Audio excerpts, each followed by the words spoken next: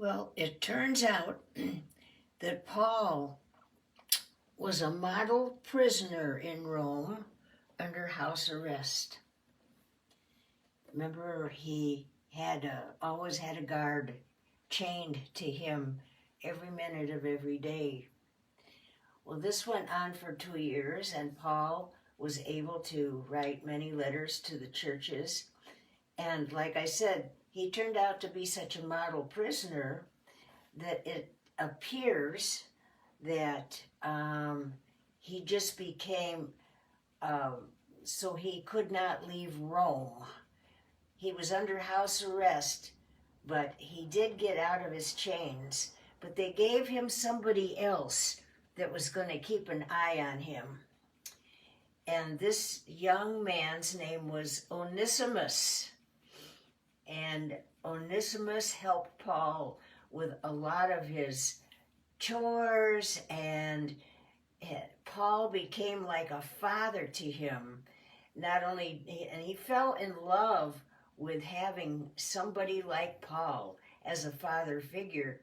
And Paul fell in love with Onisamus and treated him like a son.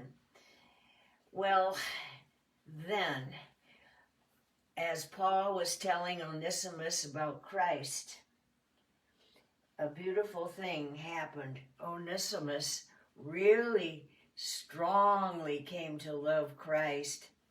And Onisamus started to tell him a little bit of his history.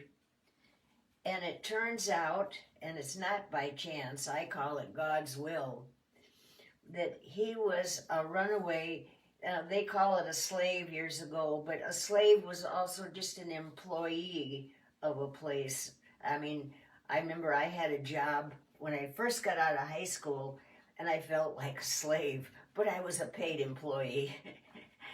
And so Onisamus confessed to Paul that his boss used to be a wonderful man named Philemon, but Onisamus wanted to get set free or be unemployed, and he worked his way over to Rome, and now he ended up working for Paul.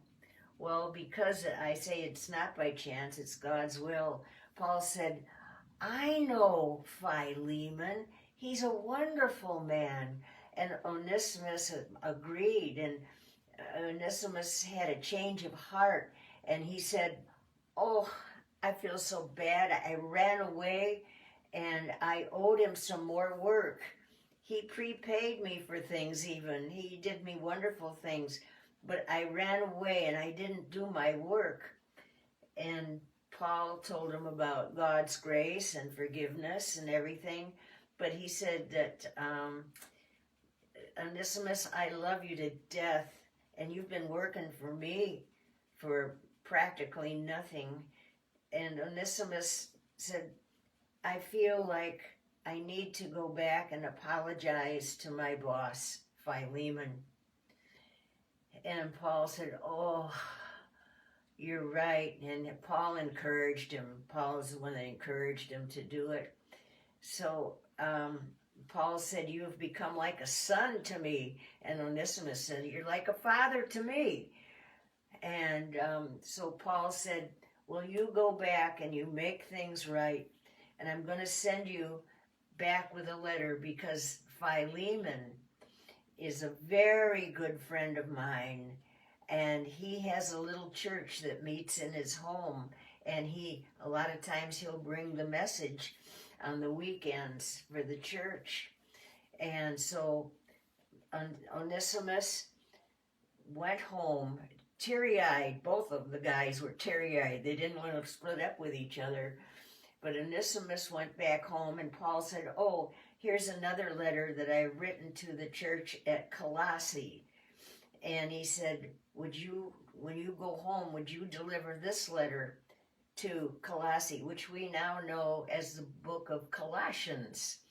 And so Onisamus said he would deliver that letter, but he also went back to his home, and he was received warmly and in Christ. And Paul said, don't receive him as a runaway slave.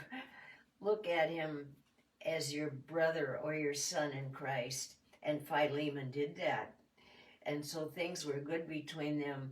And Paul enjoyed a little bit of freedom after his 2-year term in that house, but it's not going to last very long. So I'm going to leave it off there, and you can read it. The book of Philemon, chapter 1. It's only got one chapter, one of the shortest books in the Bible. The book of Philemon in the New Testament. You can read Paul's letter to Philemon that he wrote about Onisamus. Okay, talk to you later. Bye-bye.